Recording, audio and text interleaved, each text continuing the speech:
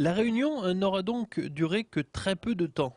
Et peu après, à 9 heures, Philippe Pichery, Daniel Mazzoni et Thierry Gomez lançaient la conférence de presse qui devait acter la passation de pouvoir entre les deux hommes. L'ancien président de l'Estac, Thierry Gomez, se borna à lire un communiqué de presse où il fustigea encore la presse locale rendue apparemment responsable de son départ. On pouvait annoncer n'importe quelle décision, elle était forcément mauvaise et il y avait tellement, je dirais, de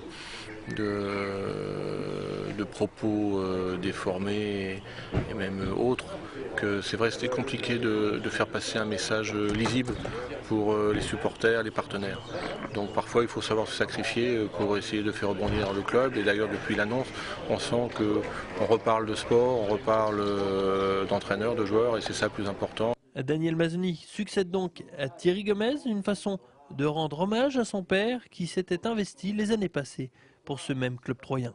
Je reprends de tout cœur à plus de 50% derrière mon papa.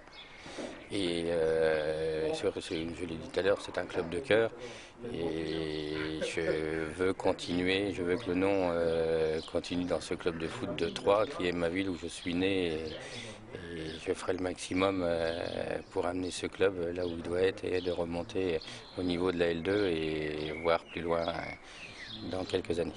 Avec l'arrivée de Daniel Mazzoni à la tête de l'Estac, ce sont pas mal de choses qui devraient évoluer au sein même du club. Camous, Rouet et Kabilik devraient faire les frais du plan de restructuration en attendant très probablement l'arrivée d'un nouveau directeur administratif qui devrait être Jean-Marc Pellissier, un ancien de la maison troyenne. Du côté sportif, on devrait aussi connaître rapidement le nom du nouvel entraîneur.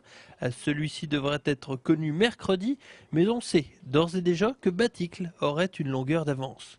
Encore donc beaucoup de choses à régler pour la triplette Mazzoni, Adam, Jezierski, qui devra ensuite plancher sur le recrutement des joueurs en compagnie du nouvel entraîneur avant la reprise de l'entraînement le 29 juin prochain.